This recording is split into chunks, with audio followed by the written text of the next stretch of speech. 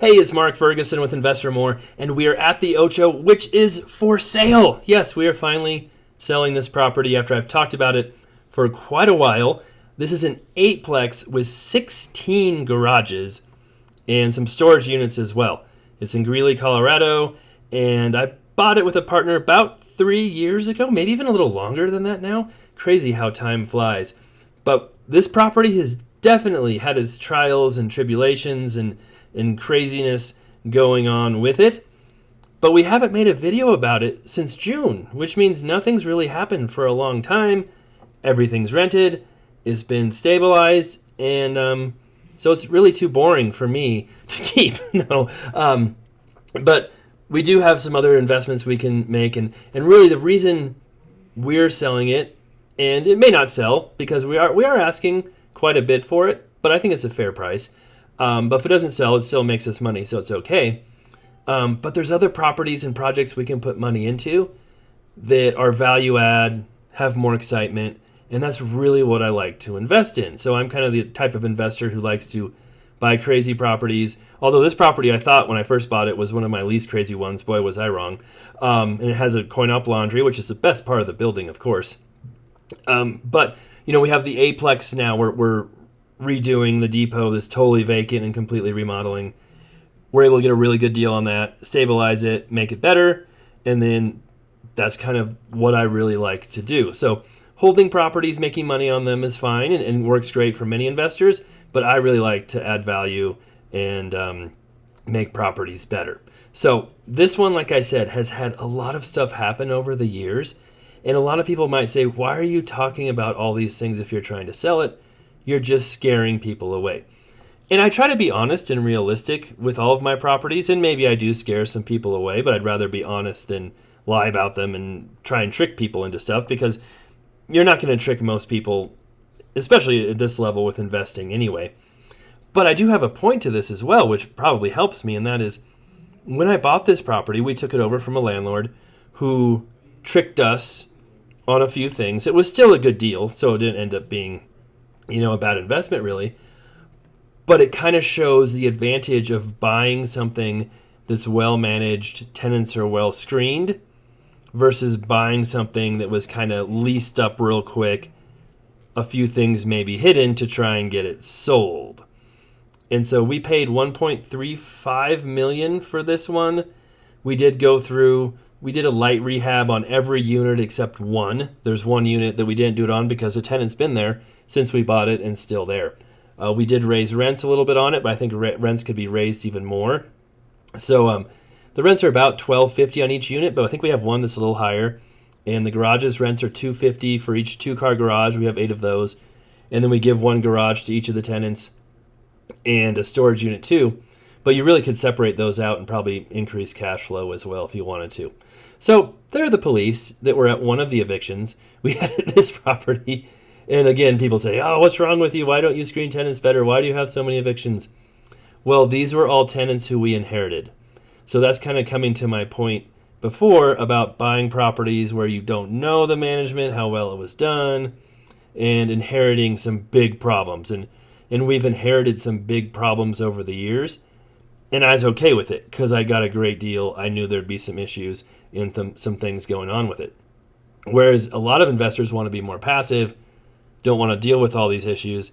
They'd rather have something where you don't have lots of evictions and stuff going on right after you buy it. And that's where you want to buy a stabilized property, one where we've screened all the tenants, we've checked all the credit, checked income, all of those things. And like I said, for the most part, we've had very, very few issues at this property, really in the last year. So here's what one of the units looked like after one of the evictions before we did a remodel. And this is the one that was nasty. All that stuff in the yard came from this one.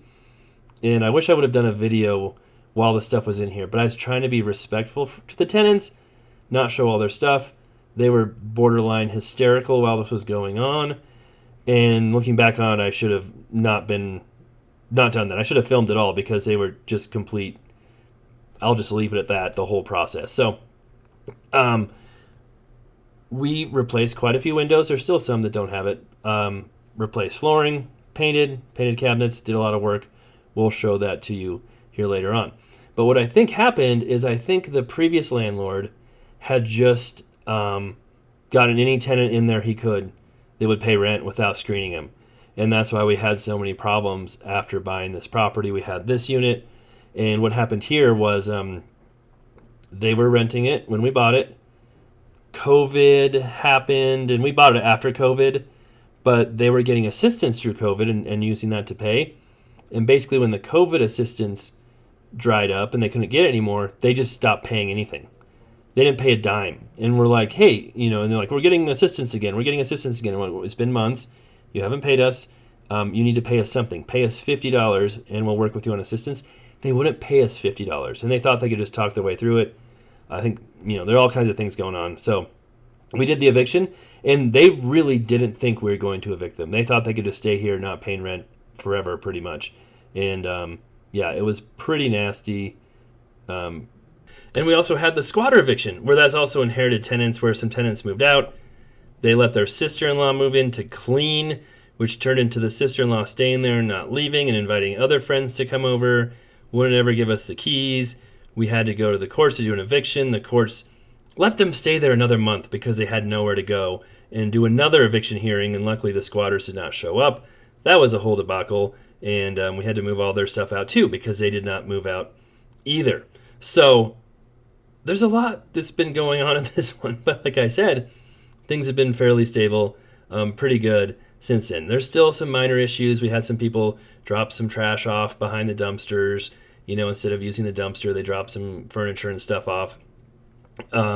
We had one person complain that another tenant, was leaving their laundry in the washer too long and they couldn't use it. So we put up another sign that said, after 20, 30 minutes or something, you need to remove your laundry. And minor stuff like that. It's been pretty easygoing since then. Now, something else we did find on the property afterwards was the roof. So I think I showed it a few months ago, or maybe 6 months ago. We had some hailstorms, and this property got hit pretty good by a big storm. Had it checked out by our insurance because this property had a new roof put on it before we bought it by the previous landlord. So we did an inspection, which mostly was us checking out the heating, the roof, major systems, and the roof had hail damage before we bought it. So we asked the seller, hey, can you check with your insurance? You can get the roof replaced. He did. They said, yep, we'll replace it. So they replaced the roof before we bought it. So when we had it checked out, the insurance agent went up there, or adjuster, not agent, said, hey, you've got hail damage, and this sheathing is extremely soft. I'm worried about underneath the roof too. So we got our insurance payout, had the roof done, and while they're doing the roof, pretty much the last landlord had completely cheaped out and just replaced the shingles and left rotting and soft sheathing underneath those shingles that never should have been left up there. So luckily, we were able to work with our insurance company, get a little extra money for that. We replaced all the sheathing, did it the right way. Now it has a brand new roof on it that actually is structurally sound and you can walk on without falling through it, which is a good thing too. So my point here is that even though you buy a property that may seem like it's in really good shape, may seem like it's managed well, you never know for sure. But if you happen to follow my channel, you might see all the different things we do. We document a lot of the processes. We talk about the good and the bad. You could probably get a pretty good idea of how the property is performing, the work that was done, how things are managed while we own these properties. So maybe that's an advantage. Maybe it's a disadvantage to some people depending on what they're looking for. For me personally, it's kind of a disadvantage because I want a huge, massive deal when I buy properties. I like properties that are mismanaged, have bad tenants, as long as I can get a really good deal on them. I'm not looking so much for the stabilized properties that provide income every month where other people are. So very different investment situations for different people, but I love value add, and I'm willing to go get my hands a little dirty to do those projects where many people are not. Now, not all the units are 100% completely remodeled. We have some interesting ones too, like this one. And a lot of people thought this tile was just awful, but we were able to rent it right away. We did paint the cabinets, do some windows, fix up that unit in some other ways before renting it again. But we left the tile, and the person renting it now, either they loved it or they didn't care, one way or the other. But the tile is there and just fine. So, that's another lesson too. When you're doing these properties, you don't have to go crazy rebuilding the entire property. And a lot of times, tenants, people don't care about certain stuff. Sometimes they do, sometimes they don't. And sometimes people like interesting and eclectic things, which I think would describe this tile fairly well. Now, this was before the rehab, before we fixed it up, just showing how some other tenants had left it. And these were actually inherited tenants too, who were renting from the previous landlord and rented here for years and years and years and years. And the reason they left is because they bought a house, I believe, or they rented a house. Did they rent a house from us? They kept asking us if we had houses for rent, and we didn't have any available, which is also a good sign when your tenants want to rent from you again. So I think they did rent a house from someone else, just because I don't have that many houses left to rent, and they went somewhere. They rented from another landlord. Now, the one bad thing about this unit is the previous landlord didn't have really any rules against smoking. Not sure about pets, but it was tough because you take over those leases and it's like they're smoking. It might bother other tenants, especially in a multifamily like this. But the previous lease doesn't really say much against it, so it's hard to, fix those or change that. But when they move out, of course, we can fix that. And we did tell them over and over again, please don't smoke. And I think we actually did add in our lease because we had them renew their lease, no smoking. But it still happens a little bit. But with new tenants, of course, we make that clear. We can be a little more, strict on that, I feel like, since they rented it knowing all the rules and how everything was working. So overall, this property wasn't awful. When we bought it, we thought it'd be probably kind of one of my easier properties to manage and rent. But it turned out to have some crazy issues with different tenants and different people and different things going on with the previous tenants not really being screened, some not really paying rent. But we've pretty much fixed all that. And you can tell because I don't have any videos about it anymore. I think the most dramatic thing we had happen in the last year was we had to tow some cars because they kept parking in the driveway between the garages and the trash truck couldn't get the dumpster. And we'd put notices on them. We'd send a letter to everybody at the units, told everybody, hey, you can't park back there. They kept doing it. So we ended up towing them, and that got the point across, and people stopped parking back there. So, that one had a leaky faucet. We fixed that, of course. So, yeah, the drama has been pretty minimal. It's been pretty stable. And the Ocho is up for sale, like I said. We are asking $1.825 million for it. When I first bought it, I thought it'd be worth close to $2 million.